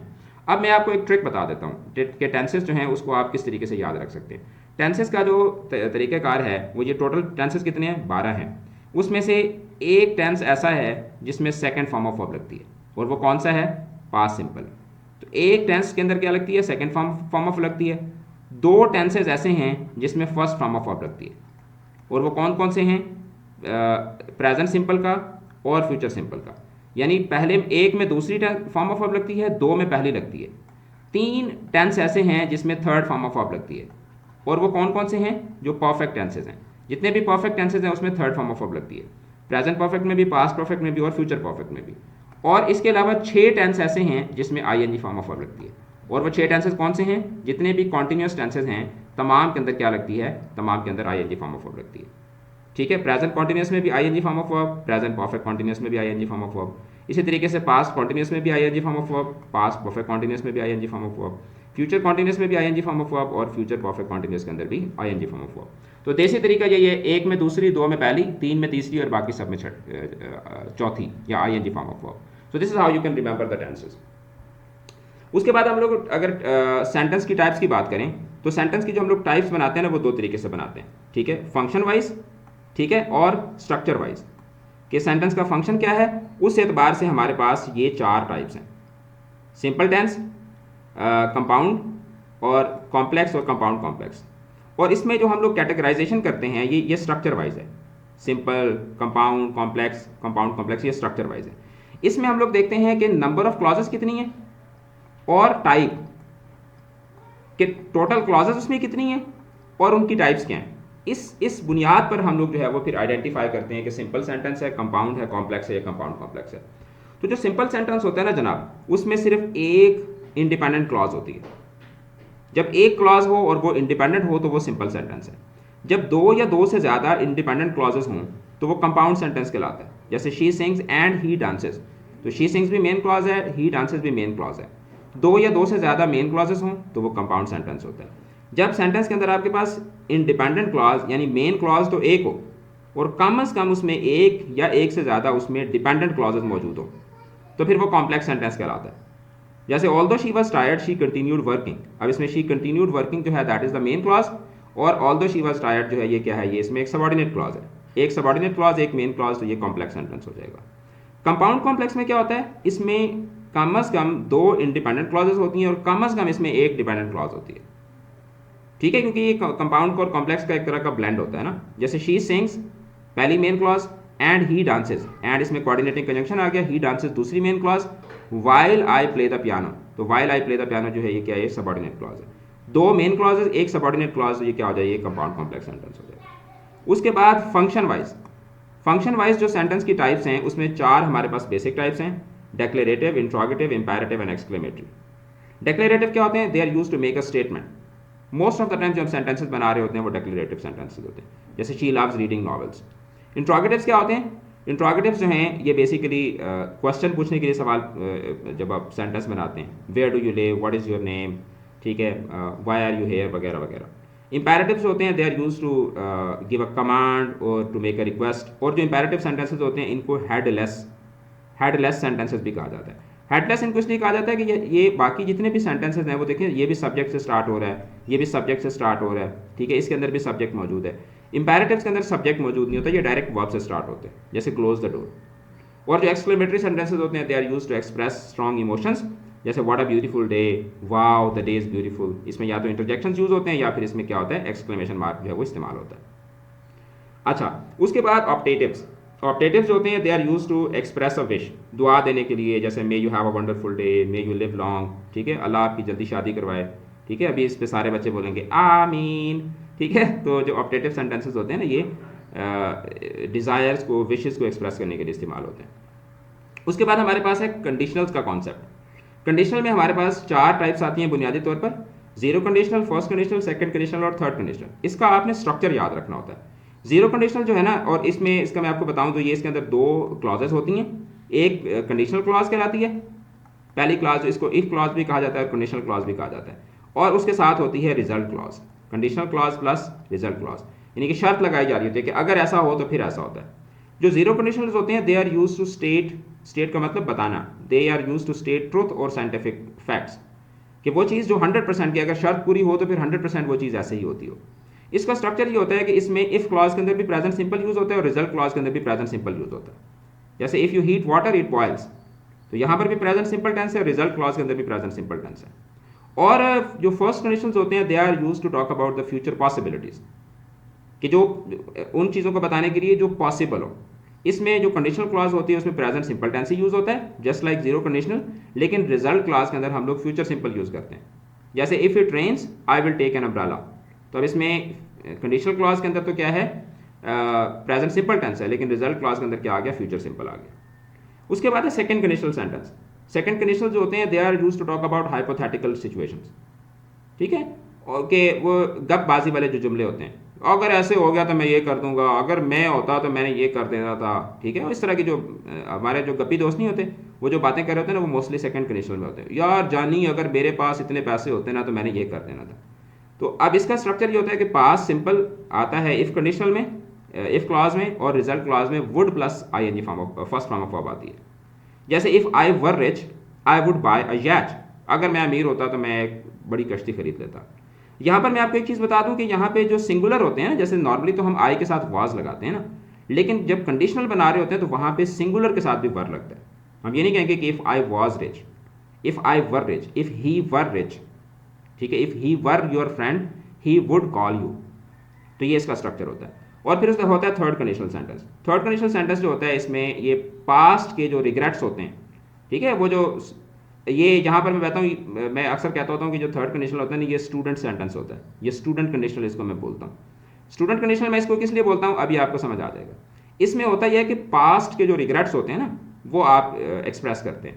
पास्ट परफेक्ट यूज होता है इफ क्लॉज में, और रिजल्ट क्लॉज में यूज होता है would have plus third form of verb. If I had studied I would have pass, अगर जैसे आप लोग नहीं कहते यार साथ साथ पढ़ा होता ना तो आज मैं ये कर लेता, ठीक है। और अभी कुछ बच्चे सोच रहे होंगे कि हमें इंग्लिश की अकेडमी का पहले पता चल जाता ना तो हम सर के पुराने लेक्चर्स भी देख लेते। If I had studied, past perfect, result clause के अंदर would have plus third form of verb. उसके बाद एक चीज आपसे पूछी जाती है रेफरेंस के मतलब। रेफरेंस की बुनियादी तौर पर 3 टाइप्स होती हैं, एनाफोरिक रेफरेंस, कैटाफोरिक रेफरेंस और एक्सोफोरिक रेफरेंस। ये बेसिकली जब आप सेंटेंस के अंदर प्रोनाउंस को इस्तेमाल करते हैं ना, तो प्रोनाउन जो होता है ना, प्रोनाउन वो किसी न किसी, आप प्रोनाउन को जब आप इस्तेमाल करते हैं तो वो किसी न किसी नाउन की तरफ रेफर कर रहा होता है ना। तो जिस नाउन को वो रिप्रेजेंट कर रहा होता है उसको हम लोग बोलते होते हैं एंटीसीडेंट, ठीक है, एंटीसीडेंट बोलते हैं। और जो प्रोनाउन होता है उसको हम लोग क्या बोलते हैं, उसको हम लोग बोलते हैं रेफरेंस, ठीक है। तो एनाफोरिक रेफरेंस क्या होता है, it refers back to something mentioned earlier, यानी कि जब नाउन पहले आ जाए, John went to the party he enjoyed himself, तो अब ये जो ही है ये इस जॉन की तरफ रेफर कर रहा है। तो ये ही कौन सा रेफरेंस होगा, ये एनाफोरिक रेफरेंस होगा, because it mentions to something mentioned earlier. ये जो ही है ये एक ऐसी चीज़ को मेंशन कर रहा है जो कि पहले बताई जा चुकी भी है। और उसके बाद होता है cataphoric reference, it refers to something that is mentioned later, जैसे he is great, Ali respects everyone.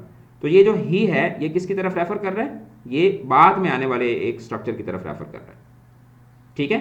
और फिर उसके बाद होता है exophoric reference, it refers to something outside the text, जैसे look at the car over there. ठीक है, तो अब ये जो look at the car over there है, तो इसमें ये जो देयर का वर्ड है ना, देयर, ठीक है, ये आउटसाइड द, मतलब कार जो है वो यहाँ पर टेक्स्ट के अंदर मौजूद नहीं है। इसी तरीके से अगर मैं बोलता हूँ, यहाँ पे लिखता हूँ कि they are my friends, they are my friends, अब ये जो दे है ये किसी चीज़ की तरफ रेफर नहीं कर रहा, ये जिस नाउन की तरफ रेफर कर रहा है वो टेक्स्ट के अंदर मौजूद नहीं है, बल्कि वो आउटसाइड द टेक्स्ट है। तो that kind of references are called exophoric reference. फिर उसके बाद आपसे बाज़ दफ़ा जो है वो ट्रांजिशनल डिवाइसेस के मतलब सवाल पूछा जा सकता है, तो आपको ट्रांजिशनल डिवाइसेस का बेसिक कॉन्सेप्ट पता होना चाहिए। ट्रांजिशनल डिवाइसेस ऑफ एडिशन जो हैं, ये एक कॉन्सेप्ट के अंदर दूसरा कॉन्सेप्ट ऐड करने के लिए, जैसे also, furthermore, moreover, ये सारी की सारी ट्रांजिशनल डिवाइस ऑफ एडिशन होती हैं। जैसे she is kind, moreover she is intelligent, एक चीज़ बताई उसी के अंदर दूसरी बात को ऐड कर दिया। उसके बाद होती है ट्रांजिशनल डिवाइस ऑफ कंट्रास्ट, यानी कि दो मुख्तलिफ चीज़ें, दो चीज़ों का जो एक अपोजिट सिचुएशन होती है वो बताते हैं हम लोग। However, on the other hand, whereas, ये ट्रांजिशनल डिवाइस ऑफ कंट्रास्ट है। He is rich, however he is unhappy, भाई रिच है तो उसको हैप्पी होना चाहिए, तो इसका एक अपोजिट सिचुएशन आपको यहाँ पे बताया। However जो है ये ट्रांजिशनल डिवाइस ऑफ कंट्रास्ट है। फिर इसी तरीके से transitional device of cause and effect होती हैं, जैसे therefore, thus, consequently, ठीक है, बिकॉज, तो ये कॉज एंड इफेक्ट के लिए। अब इसमें हम इनको इकट्ठा लिखते हैं, लेकिन आपने देखना है कि जब कॉज एंड इफेक्ट होता है तो अगर तो वो जो रीज़न है, रीज़न के साथ लगाई जा रही हो तो वो ट्रांजिशनल डिवाइस ऑफ कॉज बन जाती है, और अगर कंक्लूजन के साथ लगाई जा रही हो, यानी इसका जो रिजल्ट है उसके साथ लगाई जा रही हो, तो फिर वो ट्रांजिशनल डिवाइस ऑफ इफेक्ट कहलाती है। फिर इसी तरीके से कंपैरिजन, सिमिलैरिटीज़ को शो करने के लिए, सिमिलरली, लाइकवाइज, ठीक है, इस तरह के जो ऑन द सेम स्केल, ठीक है, तो ये सारे के सारे क्या होते हैं, ट्रांजिशनल डिवाइस ऑफ कंपैरिजन होते हैं। और जब आपने कंक्लूजन देना होता है, ट्रांजिशनल डिवाइस ऑफ समरी भी इसको कहा जाता है, इन कंक्लूजन, टू समराइज वगैरह। इसी तरीके से ट्रांजिशनल डिवाइस ऑफ सीक्वेंस भी होती हैं, firstly, secondly, then, after that, ठीक है, तो मतलब उनको भी आप जो है वो कंसिडर कर सकते हैं। फिर बाज़ दफ़ा आपसे सवाल पूछा जाता है फैक्ट एंड ओपिनियन का, कि आपको सेंटेंस दे के आपसे पूछ लेते हैं कि ये फैक्ट है या ओपिनियन है। तो anything that can be proven, जिसको प्रूव किया जा सके वो फैक्ट होता है, जैसे द अर्थ ऑर्बिट्स द सन। और ओपिनियन जो है वो पर्सनल बिलीफ सिस्टम के ऊपर बेस करती होती है, जैसे chocolate ice cream is the best, तो मतलब कोई दूसरा बंदा ये भी कह सकता है कि नहीं चॉकलेट तो बेस्ट नहीं होती, वनीला बेस्ट होती है, या जो है वो कुल्फ़ा बेस्ट होती है, एट्सेट्रा। ओपिनियन है ना, तो ओपिनियन जो होती है वो गलत या सही हो सकती है। उसके बाद डायरेक्ट एंड डायरेक्ट नरेशन। अब डायरेक्ट एंड डायरेक्ट नरेशन जो है, इसका मैं आपको सिर्फ 1 मिनट के अंदर आपको डायरेक्ट एंड डायरेक्ट नरेशन में आपको समझा दूंगा। डायरेक्ट एंड डायरेक्ट नरेशन जो है ना, that is all about C tab. C tab, अब सी टैब से क्या मुराद है? सी स्टैंड्स फॉर कंजंक्शन, आपने डायरेक्ट नरेशन के अंदर कंजंक्शन होता है, इनडायरेक्ट के अंदर आपने कंजंक्शन को खत्म करना होता है, और उस कंजंक्शन कॉमा को खत्म करना होता है, और कॉमा को आपने कंजंक्शन के साथ रिप्लेस करना होता है। डायरेक्ट से जब आप इनडायरेक्ट में जाते हैं तो सबसे पहले आपने कॉमा को कंजंक्शन से रिप्लेस करना है, फिर उसके बाद आपने टेंस को तब्दील करना है, फिर उसके बाद अगर उसके अंदर कोई एडवर्बियल्स हों, एडवर्ब ऑफ टाइम हो, एडवर्ब ऑफ प्लेस हो, तो उसको आपने जो है वो चेंज करना है, और अगर उसके अंदर कोई प्रोनाउन हो तो उसको आपने क्या करना होता है, तब्दील करना होता है। कंजंक्शंस के हवाले से बात यह है कि अगर आपके पास नरेशन के अंदर जो रिपोर्टेड स्पीच है, जैसे फॉर एग्जांपल यहाँ पे मैं एक सेंटेंस लिखता हूँ कि ही सेड, ठीक है, he said you are my friend, ठीक है, यू आर माई फ्रेंड। आप इसमें देखें कि ये सेंटेंस हो गया, he said you are my friend. तो अब इसमें आपने क्या करना है, ये अंदर वाला जो सेंटेंस है ना, ये वाला जो पार्ट होता है, इसको हम लोग बोलते होते हैं रिपोर्टिंग स्पीच, ये रिपोर्टिंग स्पीच है, और ये वाला जो पार्ट है ये कहलाता है रिपोर्टेड स्पीच, ठीक है, रिपोर्टेड स्पीच। अब आपने रिपोर्टेड स्पीच जो है उसके अंदर वाला सेंटेंस देखना है। अगर अंदर वाला सेंटेंस जो है वो डेक्लेरेटिव है या एक्सक्लेमेटरी है, तो जब आप कंजंक्शंस को कॉमास को ख़त्म करेंगे तो उसकी जगह पर दैट लेकर आएंगे, और अगर अंदर वाला जो सेंटेंस है वो एक इंपैरेटिव सेंटेंस है तो फिर आप उसकी जगह पर टू लेकर आएंगे, और अगर अंदर वाला जो सेंटेंस है वो इंट्रोगेटिव है, और इंट्रोगेटिव भी ऐसा है जो किसी ऑक्सिलरी वर्ब से, इज आर एम वर्ब से स्टार्ट हो रहा है, जैसे for example are you my friend, तो उस सूरत में अगर वो किसी ऑक्सिलरी वर्ब से स्टार्ट हो रहा है तो आप उसको वेदर या इफ के साथ रिप्लेस करते हैं, और अगर वो किसी WH फैमिली से स्टार्ट हो रहा हो तो फिर आप उसको WH फैमिली के साथ ही आप उसको रिप्लेस करते हैं। ये तमाम चीज़ें मैंने डिटेल के साथ भी पढ़ाई थी, ये बेसिकली एक क्विक रिवीजन सेशन है, तो इसलिए मैं यहाँ पर इसकी बहुत ज़्यादा डिटेल के अंदर में नहीं जा रहा।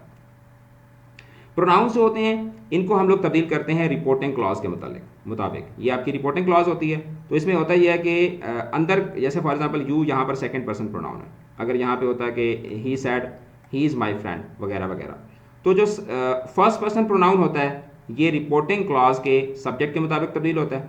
सेकंड पर्सन प्रोनाउन जो है ये रिपोर्टिंग क्लॉज के ऑब्जेक्ट के मुताबिक तब्दील होता है, और जो थर्ड पर्सन प्रोनाउन होता है ये रिपोर्टिंग क्लॉज के थर्ड पर्सन प्रोनाउन जो है ये तब्दील ही नहीं होता। तो इसको कहा जाता है सन रूल ऑफ प्रोनाउंस, यानी कि सब्जेक्ट जो है फर्स्ट पर्सन सब्जेक्ट के अकॉर्डिंग तब्दील होता है, सेकंड पर्सन प्रोनाउन जो होता है वो ऑब्जेक्ट के अकॉर्डिंग तब्दील होता है, और जो थर्ड पर्सन होता है वो तब्दील होता ही नहीं है। टेंस के हवाले से मैं आपको बताऊं तो जो तमाम टेंसेज हैं, ऊपर मैंने आपको टेंसेज पढ़ाए हैं कि प्रेजेंट जो है ये अपने कॉरिस्पॉन्डिंग पास्ट में चले जाते हैं, कि अगर अंदर प्रेजेंट सिंपल है तो वो पास्ट सिंपल में चला जाएगा, प्रेजेंट कॉन्टिन्यूस है तो वो पास्ट कॉन्टिन्यूस में, प्रेजेंट परफेक्ट है तो वो पास्ट परफेक्ट में, प्रेजेंट परफेक्ट कॉन्टिन्यूस है तो वो पास्ट परफेक्ट कॉन्टिन्यूस में। और जो पास्ट होते हैं all past to the next level, क्या मतलब कि पास्ट सिंपल है तो वो पास्ट परफेक्ट में चला जाएगा, पास्ट सिंपल का नेक्स्ट लेवल जो है वो पास्ट परफेक्ट होता है। और अगर पास्ट जो है वो कॉन्टिन्यूस है तो पास्ट कॉन्टिन्यूस जो है वो पास्ट परफेक्ट कॉन्टिन्यूस में चला जाएगा। पास्ट परफेक्ट ही रहता है, और पास्ट परफेक्ट कॉन्टिन्यूस जो होता है वो भी पास्ट परफेक्ट कॉन्टिन्यूस ही रहता है, क्योंकि उनका नेक्स्ट लेवल बनता ही नहीं है। फ्यूचर जो होते हैं, फ्यूचर के जितने भी टेंसेज होते हैं वो सेकंड डिग्री मॉडल में तब्दील हो जाते हैं, यानी विल वुड में, शैल शुड में, कैन कुड में, मे माइट में, मस्ट ही रहता है। ठीक है, तो आमतौर पर जो फ्यूचर के अंदर हम लोग विल और शैल यूज़ करते हैं ना, तो जब आप इनडायरेक्ट बनाएंगे तो जहाँ जहाँ पर विल यूज़ होता है विल वुड में तब्दील हो जाएगा, विल बी वुड बी में तब्दील हो जाएगा, विल हैव वुड हैव में तब्दील हो जाएगा, विल हैव बीन जो है वो वुड हैव बीन में तब्दील हो जाएगा। अब यहाँ पे एक चीज़ समझने वाली है कि डायरेक्ट इनडायरेक्ट के अंदर एक ऐसी सिचुएशन भी होती है कि जिसके अंदर हम लोग टेंस को तब्दील नहीं करते। अगर आपका रिपोर्टिंग क्लॉज यानी कि जिस तरह ही सेड है ना, यहाँ पे होता है ही सेज, अगर आपकी रिपोर्टिंग क्लॉज प्रेजेंट में हो या फ्यूचर में हो तो टेंस तब्दील नहीं होता। इसी तरीके से अगर रिपोर्टेड क्लॉज के अंदर कोई यूनिवर्सल ट्रूथ आ जाए तो उस सूरत में भी हम लोग जो टेंस होता है उसको तब्दील नहीं करते। एडवर्बियल के हवाले से अगर हम बात करें तो दिस दैट में तब्दील हो जाता है, नाउ देन में तब्दील हो जाता है, टुडे दैट डे में तब्दील हो जाता है, यस्टरडे द प्रीवियस डे में तब्दील हो जाता है, टुमारो जो है ये द फॉलोइंग डे में तब्दील हो जाता है। उसके बाद होता है active voice passive wise. Active voice passive wise जो है इसके दो ही रूल्स हैं सिर्फ। पहला जो रूल है दैट इज प्रमोशन डिमोशन, इसको कहा जाता है। सब्जेक्ट जो है वो ऑब्जेक्ट बन जाता है और ऑब्जेक्ट जो है वो सब्जेक्ट बन जाता है। उसके बाद आप क्या करते हैं, जो वर्ब फॉर्म ऑफ वर्ब होती है, चाहे जौन सा मर्जी टेंस हो, जौन सा मर्जी टेंस हो, आप उसमें उस टेंस का auxiliary plus third form of verb लगाते हैं।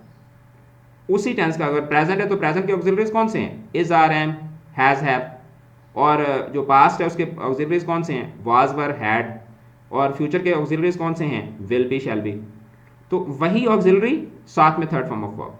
जैसे फॉर एग्जांपल अगर यहाँ पे है कि अली प्लेज हॉकी, तो क्या हो जाएगा, hockey is played by Ali, plays किस में तब्दील हो जाएगा, इज प्लेड में। और अगर यहाँ पे होता अली प्लेड तो क्या हो जाएगा, hockey was played by Ali. उसी टेंस का auxiliary plus third form of verb. और अगर इंपेरेटिव सेंटेंसेस हो तो उसमें फिर ये होता है कि let plus object plus be plus third form of verb. जैसे अगर यहाँ पे है close the door, close the door का क्या हो जाएगा, let the door be close. तो ये तमाम इंपेरेटिव्स का एक ही सिंपल स्ट्रक्चर होता है, late the door be close, ठीक है, क्लोज द विंडो, ठीक है, या turn off the car, let the car be turn off, very simple. उसके बाद हमारा सेकंड लास्ट जो कॉन्सेप्ट है that is about the figures of speech. Simile क्या होती है, सिमिली बेसिकली दो अनलाइक चीज़ों के दरमियान कंपैरिजन होता है using words such as like as. जैसे हर smile was as bright as the sun. Metaphor जो है ये डायरेक्ट कंपैरिजन होता है, इसमें लाइक या एज जैसे वर्ड्स इस्तेमाल नहीं किए जाते होते। जैसे टाइम इज़ अ थीफ, तो टाइम को आपने थीफ क्या दिया, मेटाफोर है। पर्सोनिफिकेशन में we give human qualities to non human things और एब्स्ट्रैक्ट कॉन्सेप्ट्स, जैसे the wind whispered through the trees, तो विस्परिंग जो है ये क्या है, that's a human quality. Hyperbole क्या होता है, एग्जैजरेशन आप करते हैं, an exaggerated statement not meant to be taken literally. सनत मुबालगा, I have told you 1000 times, ठीक है, तो अब ये क्या है, ये हाइपरबल है। एलिट्रेशन जो है repetition of the same consonant sounds at the beginning of multiple words, जिस तरह बिग ब्लू बस में बा की साउंड जो है ये क्या हो रही है, ये एलिट्रेशन है। ऑनोमेटोपोइया जो है ये साउंड वर्ड्स होते हैं, words that imitate the sound they represent. जैसे the bees बज्ड around the flowers, तो बज जो है ये क्या है, ये ऑनोमेटोपोइया। ऑक्सीमोरॉन क्या होता है, कॉम्बिनेशन ऑफ टू कॉन्ट्राडिक्टरी और ऑपोजिट वर्ड्स। दो वर्ड्स होते हैं जो एक दूसरे के ऑपोजिट होते हैं। अब इसमें बिटर स्वीट को देखें ना, a thing can be either bitter और स्वीट, लेकिन जब आपने बिटर स्वीट को इकट्ठा यूज किया तो ये क्या बन गया, ऑक्सीमोरॉन बन गया।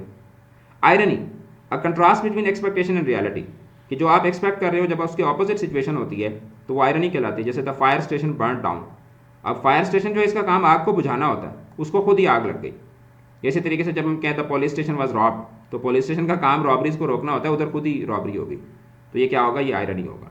उसके बाद होता है साइनेक्टोचे। साइनेक्टोचे जो है ये बेसिकली मुजाज़ मुरसल जिसको उर्दू में आप कहते हैं। A part of something represents the whole और the whole represents a part. जैसे ऑल हैंड्स ऑन डेक, तो यहाँ पे हैंड्स जो है ये पीपल को रिप्रेजेंट कर रहा है। इसी तरीके से अगर मैं कहता हूँ कि गेट योर फेस ऑफ, कि जैसे हम कहते हैं ना अपनी शक्ल गुम करो, तो वहाँ पे उसका मतलब ये थोड़ी है कि अपने शक्ल पे कपड़ा डालो, उसका मतलब है कि भाई यहाँ से तुम खुद के खुद चले जाओ। तो वहाँ पे फेस जो है that represents the whole person. उसके बाद होता है मेटोनिमी। मेटोनिमी में क्या होता है, मेटोनिमी दर हकीकत बच्चे अक्सर इसको साइनेक्टोची के साथ कंफ्यूज करते हैं। साइनेक्टोची में होल पार्ट को या पार्ट होल को रिप्रेजेंट कर रहा होता है। मेटोनिमी में ये होता है कि आप एक चीज़ को उससे उस the substitution of one thing with something closely associated with it, कि किसी चीज़ को जिक्र करने की बजाय उसका कोई इस्तिआरा या उसी से कोई मिलता जुलता, उससे क्लोजली एसोसिएटेड कोई वर्ड इस्तेमाल करना। जैसे the pen is mightier than the sword. अब यहाँ पे जब आप कहते हैं कि the pen is mightier than the sword, तो ये नहीं है कि मतलब पेन जो है वो तलवार से ज़्यादा ताकतवर होता है। यहाँ पर पेन जो है इट रेफर्स और इट रिप्रेजेंट्स स्कॉलर्स, एंड जो स्वॉर्ड है it represents basically the warriors और द सोल्जर्स। यहाँ पर तरकीकत बताया जा रहा है कि जो इल्म है वो जंग से, लड़ाई से क्या होता है, ज़्यादा ताकतवर होता है। एज वेल एज क्या होती है, repetition of the vowel sounds. जैसे the rain in Spain stays mainly on the plain, तो रेन स्पेन में ए साउंड जो है ये क्या हो रही है, रिपीट हो रही है। और अगर कॉन्सोनेंट साउंड जो है वो रिपीट हो रही हो typically at the end of the words और in the middle of the words, तो फिर वो क्या होती है, वो कॉन्सोनेंट्स होती है। जैसे द लंपी बम्पी रोड, तो इसमें म की साउंड जो है ये क्या हो रही है, म और प की साउंड जो है ये क्या हो रही है, ये कॉन्सोनेंट्स है। अब कॉन्सोनेंट्स में और एलिट्रेशन में फ़र्क क्या होता है, एलिट्रेशन जो है ये क्या होती है, बिगिनिंग में होती है, और जो कॉन्सोनेंट्स होती है ये रेपिटेशन ऑफ कॉन्सोनेंट साउंड्स होती है, दरमियान में या कहीं पर एंड पर होती है। उसके बाद होता है अपॉस्ट्रफी। अपॉस्ट्रफी क्या है, the speaker addresses an abstract person, an abstract idea और एन ऑब्जेक्ट। कि स्पीकर जो है वो अपनी पोइम के अंदर क्या करता है, किसी ऐसी चीज़ से मुखातब होता है जो उसको फौरी तौर पर फिल फॉर जवाब नहीं दे सकती। जैसे O death where is thy sting, अब यहाँ पे मौत से मुखातब हो रहा है शायद, तो ये अपॉस्ट्रफी है। फिर इसी तरीके से इमेजरी होती है, creating a vivid image through words that appeal to 5 senses. ठीक है, विजुअल इमेजरी, ठीक है, मतलब विजन से रिलेटेड, टेक्टाइल इमेजरी टच से रिलेटेड, ऑल्फैक्टरी इमेजरी स्मेल से रिलेटेड, गुस्टेटरी इमेजरी टेस्ट से रिलेटेड, ऑडिटरी इमेजरी साउंड से related. And the last topic is punctuations. अब पंक्चुएशन जो है इसमें अब मतलब आपको ज़िंदगी में किसी ने इस तरीके से पंक्चुएशन, या मैं तो कहता हूँ सारे टॉपिक्स ही आपको आज तक किसी ने इस तरीके से नहीं पढ़ाए होंगे। आप लोग सोच रहे होंगे कि ये सर आप कर क्या रहे हैं, मतलब आप किस तरह से पढ़ा रहे हैं हमें तो आज तक इस तरह से किसी ने नहीं पढ़ाया। तो पंक्चुएशन में आपने 2 चीज़ें बेटा याद रखनी है, and marks and mid sentence. And mark जो पंक्चुएशन होते हैं उसमें फुल स्टॉप आता है जो कि सिंपल सेंटेंसेस के आखिर में लगता है, फिर क्वेश्चन मार्क होता है सवालिया फिक्रों के एंड पे लगता है, और एक्सक्लेमेशन मार्क होता है जो कि एक्सक्लेमेटरी सेंटेंसेस के एंड पे लगता है। जो मिड सेंटेंस पंक्चुएशन मार्क्स होते हैं उसमें सबसे पहले है कॉमा। जब आप किसी चीज़ की लिस्ट दे रहे होते हैं, जैसे I love nihari comma biryani comma, ठीक है, और इसी तरीके से आप आगे बताते जाते हैं। जब आप किसी चीज़ की लिस्ट दे रहे होते हैं तो उस सूरत में आप कॉमा लगाते हैं। इसी तरीके से जो इंट्रोडक्टरी फ्रेजेस होती हैं, ठीक है, जैसे on weekend we sat together, ठीक है, या yesterday I went to market. तो यस्टरडे जो है क्या है, इंट्रोडक्टरी फ्रेज है। मेन सेंटेंस के स्टार्ट होने से पहले आप कोई इस तरह का कुछ वर्ड लेकर आते हैं तो उसके बाद कॉमा लगते हैं। और इसी तरीके से जब आप सबऑर्डिनेट क्लॉज से सेंटेंस को शुरू करते हैं और सबऑर्डिनेट क्लॉज को आप मेन क्लॉज के साथ कनेक्ट कर रहे होते हैं, जैसे because you lied comma I did not believe you. तो ये होते हैं कॉमा के 3 बेसिक फंक्शन जो आपने याद रखने हैं। उसके बाद होता है कॉलन। कॉलन को उर्दू में तफसीलिया भी कहा जाता है। जब किसी सेंटेंस का के किसी एक पार्ट का एक्सप्लेनेटरी पार्ट आप अलग से दे रहे होते हैं, जैसे आई नीड 2 थिंग्स, अब इसको आप क्या कर रहे हैं, एक्सप्लेन कर रहे हैं, I need 2 things colon peace and health. फिर सेमी कॉलन। सेमी कॉलन जो है ये इस्तेमाल होता है जब 2 इंडिपेंडेंट क्लॉजेस को आप इकट्ठा फिक्स कर देते हैं, एक ही सेंटेंस के अंदर 2 इंडिपेंडेंट क्लॉजेस को जो मीनिंग के एतबार से एक दूसरे से कनेक्टेड हो, जिनके जो मीनिंग के एतबार से एक दूसरे वैसे तो इंडिपेंडेंट हो, यानी वैसे तो मेन क्लॉजेस हों, लेकिन उनका मीनिंग जो है वो क्या हो, किसी तरीके से आपस में कनेक्टेड हो। जैसे he loves biryani semi colon I love salad. तो अभी देखिए ना, दोनों का एक तरह से कंपैरिजन है, दोनों क्लॉजेज एक दूसरे से हालांकि अलग अलग क्लॉजेज हैं। ये ही लव्स बिरयानी अपने आप में एक मुकम्मल क्लॉज है, आई लव सैलेड अपने आप में एक मुकम्मल क्लॉज है, लेकिन इन दोनों के दरमियान आपने सेमी कॉलन के जरिए क्या कर दिया, कनेक्शन डेवलप कर दिया। और उसके बाद होती है अपॉस्ट्रफी।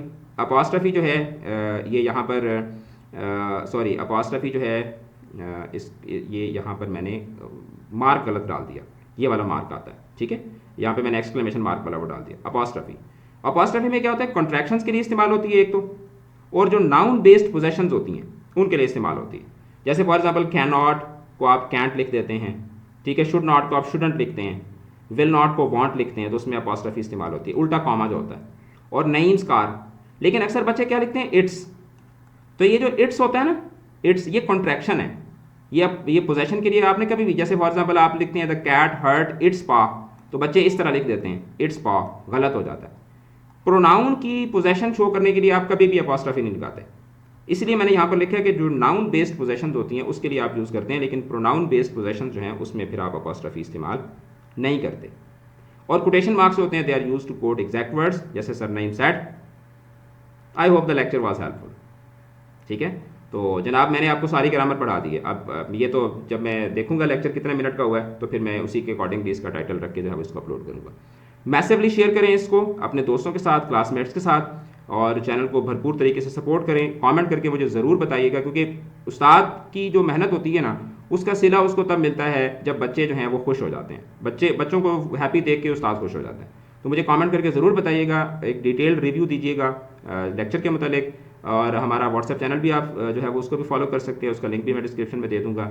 और जब इस वीडियो के ऊपर 50,000 व्यूज़ आ जाएंगे तो मैं ये वाली जो फाइल है ये भी मैं डिस्क्रिप्शन के अंदर अपलोड कर दूंगा। ऑलराइट, तो चैनल को सपोर्ट करें, वीडियो को शेयर करें, मुख्तलिफ ग्रुप्स के अंदर इसको पोस्ट करें, ताकि ज़्यादा से ज़्यादा बच्चे जो हैं वो अपने एग्जाम्स की प्रिपरेशन कर सकें। ऑल द बेस्ट, खुदा हाफिज़।